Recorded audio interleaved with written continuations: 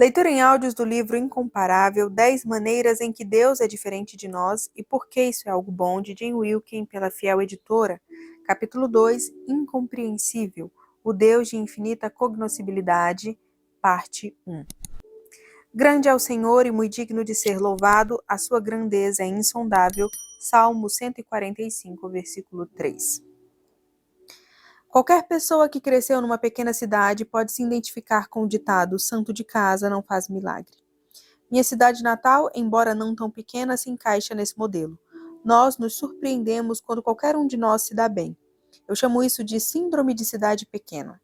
Quando você conhece os pais de um garoto, a igreja que ele frequentava e a casa onde ele cresceu, e quando você vai à mesma escola que ele desde o primário até o 9º ano, você se sente capaz de quantificar os limites de potencial dele com um certo nível de precisão. Você sabe quem provavelmente nunca será grande coisa e, quando alguém supera suas expectativas, o choque é suficiente para alimentar fofocas por vários anos. Uma amiga minha cresceu na mesma cidadezinha que um famoso ator de Hollywood. Quando perguntei se havia qualquer indicação de talento, minha amiga disse que se lembra pouco dele, exceto de que ele era bonito e conhecido pelas garotas da cidade como alguém que beijava muito mal. Agora, toda vez que o vejo beijar uma mulher na telona, o romance do momento é arruinado porque fico procurando por sinais de aversão no rosto de quem está sendo beijada. Suspeito que todas as pessoas de sucesso tenham aqueles em seu passado que veem seu sucesso com um certo ar de desprezo, tendo-as conhecido quando elas... E todas nós podemos, em alguma medida, nos identificar com a experiência de sermos desprezadas ou subestimadas pelas pessoas mais próximas de nós. Considere outro alvo da síndrome de cidade pequena. Tendo Jesus partido dali, foi para sua terra e os seus discípulos o acompanharam. Chegando o sábado, passou a ensinar na sinagoga e muitos, ouvindo-o, se maravilhavam, dizendo: "De onde vem a este estas coisas? Que sabedoria é esta que lhe foi dada? E como se fazem tais maravilhas por suas mãos? Não é este o carpinteiro, filho de Maria, irmão de Tiago, José, Judas e Simão? E não vivem aqui entre nós suas irmãs?" E escandalizavam-se nele. Jesus, porém, lhes disse: "Não há profeta sem honra, senão na sua terra, entre os seus parentes e na sua casa." Marcos 6, versículos 1 a 4. O povo de Nazaré pensava que conhecia Jesus, e em sua familiaridade eles desprezavam os seus ensinos. Eles não podiam aceitar que Jesus fosse mais do que eles conheciam. Eles acreditavam que o conhecimento que tinham dele era completo e preciso, e, portanto, desprezavam-no facilmente. Eles o viam apenas como um homem, alguém a quem pudessem medir, conhecendo apenas em parte. No capítulo anterior, nós vimos que Deus não pode ser medido.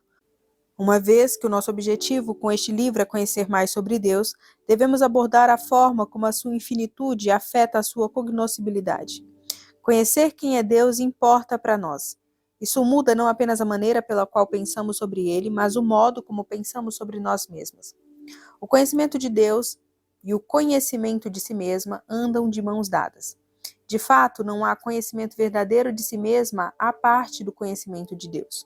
Nós não podemos entender corretamente nossa limitação humana até que a comparamos ao fato de Deus ser ilimitado. Conhecendo a verdade sobre Ele, aprendemos a verdade sobre nós. Entretanto, quanto nós o conhecemos? Porque Deus é infinito, também é infinito o conhecimento de quem Ele é. Deus é incompreensível. Isso não significa que ele não seja passível de ser conhecido, mas sim que não é possível conhecê-lo por completo. É o dever feliz, a tarefa prazerosa de seus filhos, passar a vida, tanto a presente quanto a futura, descobrindo quem ele é. De acordo com Jesus, conhecer a Deus é o objetivo fundamental da vida. E a vida eterna é esta, que te conheçam a ti, o único Deus verdadeiro, e a Jesus Cristo a quem enviaste. João 17:3. Temos prazer em crescer no conhecimento do Pai. A verdade de quem Deus é nos rodeia. Romanos 1 diz que todos os povos têm algum conhecimento de Deus, apenas por ver a criação ao seu redor. O Grand Canyon pinta os contornos de seu caráter com pinceladas largas. Majestade, eternidade, onipotência, todas se manifestam a olho nu. Mas o crente que habita o Espírito Santo recebe um conhecimento ainda mais profundo de Deus encontrado nas páginas da Bíblia. A Escritura esboça seu caráter com uma caneta de ponta fina para aqueles que têm olhos para ver, elaborando ao longo de 66 livros a história de quem ele é, o que ele fez e o que ainda fará. Mesmo com essas declarações, Deus não pode ser completamente conhecido pelos humanos. Cristãos meditaram sobre a natureza e o caráter de Deus por milhares de anos. Inúmeros livros têm sido escritos sobre Deus, mas a soma deles não contém a plenitude de seus atributos. A mente humana, em sua finitude, não pode compreender nem expressar por completo um Deus que é infinito. Mesmo o mais talentoso teólogo irá apenas raspar a superfície do entendimento de quem Deus é. Ele é completamente conhecido apenas para si mesmo. Dizendo em outras palavras, o único especialista sobre Deus é o próprio Deus. Conhecimento suficiente. Entretanto, não tema.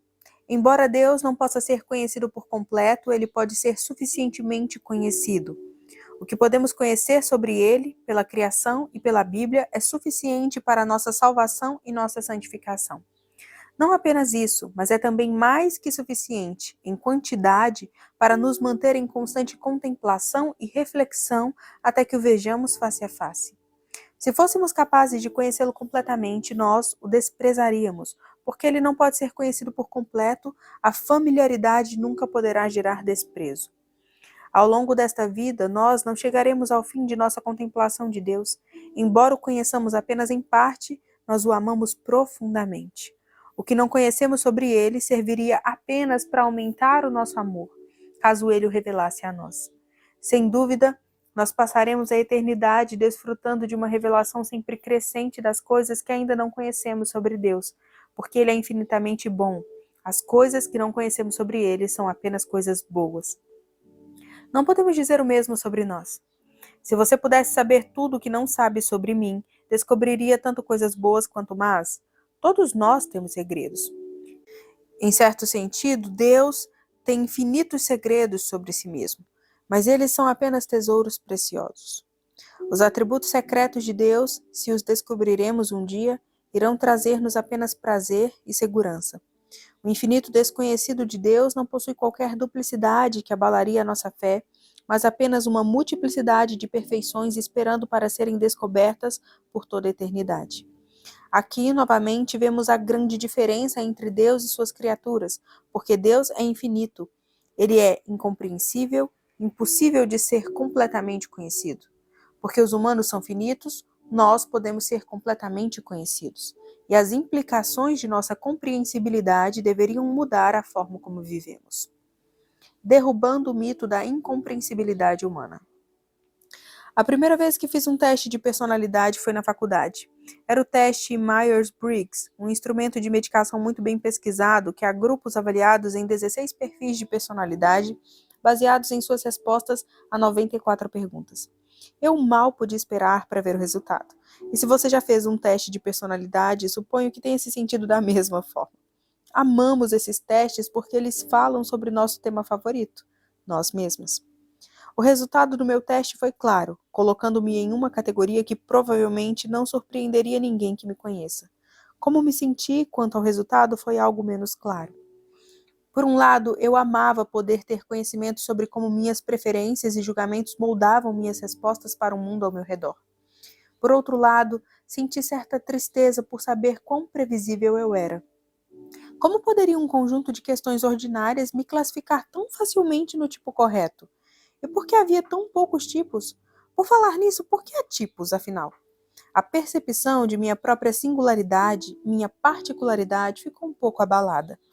Não apenas isso, mas o teste avaliou não somente meus pontos fortes, mas também minhas fraquezas. Senti-me exposta. Se o teste pôde diagnosticar minhas faltas tão rapidamente, parecia provável que qualquer um que eu conhecesse conseguiria fazê-lo também.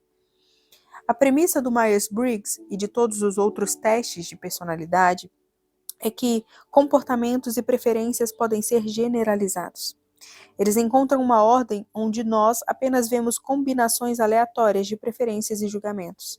E eles desafiam nossa crença de que somos criaturas complexas. Creio que eles também apontam para quão diferentes somos de Deus em um aspecto perturbador. Nós, humanos, Queremos acreditar que somos incompreensíveis, impossíveis de sermos completamente entendidos, mas nós não somos. Somos cognoscíveis, completamente. Mas não por um teste de personalidade ou por outra pessoa. Outras pessoas podem ter alguma ideia sobre nossos pontos fortes e nossas fraquezas, nossas virtudes e nossos vícios, por meio de observação ou de um instrumento como o Myers-Briggs, mas elas não podem nos conhecer plenamente. Uma razão para isso é porque somos mestres da dissimulação, mesmo para com aqueles que amamos e em quem confiamos. Nós somos excelentes em manifestar as nossas melhores qualidades enquanto cuidadosamente escondemos as nossas falhas. E porque outras pessoas têm um interesse apenas limitado em cavar as profundezas de nosso caráter, conseguimos escapar. O homem vê o exterior e se contenta em fazer apenas isso, estando tão tipicamente envolvido somente com seus próprios segredos que tem pouco tempo para se preocupar com os segredos do seu próximo. Não, nosso próximo não pode nos conhecer plenamente, mas ainda mais preocupante é o fato de que nós não conhecemos nem podemos conhecer a nós mesmas completamente. Uma das verdades mais assustadoras que a Bíblia implora para que reconheçamos é que não conhecemos o nosso próprio coração. Refletindo sobre isso, o salmista diz: quem há que possa discernir as próprias faltas? Salmo 19:12. O profeta Jeremias nos alerta sobre o fato de nossos corações serem caracterizados, acima de tudo, por uma deslealdade interna e penetrante que frustra o autoconhecimento. Enganoso é o coração, mais do que todas as coisas, e desesperadamente corrupto. Quem o conhecerá? Jeremias 17:9. Não conhecemos nossos próprios corações. Sinto-me bastante ciente dessa verdade toda vez que ouço um sermão sobre pecado. Quando o pregador inicia sua fala sobre o pecado X, começo a elaborar uma lista mental de todas as pessoas que conheço que precisariam ouvir aquela mensagem e se arrepender. Eu passo pelas listas daqueles que me ofenderam com o pecado X, tramando como posso discretamente levar a sabedoria daquele sermão até eles e assim dar vistas aos cegos. Mas quão raramente e tardiamente ocorre-me que a mensagem era para mim? Estou tão desapercebida em relação às minhas próprias tendências pecaminosas que me achego a um sermão para sentar e julgar os outros, ao invés de me submeter a julgamento. Sou tão ignorante da minha própria escravidão ao pecado X que perco por completo a palavra de correção sendo graciosamente entregue a mim.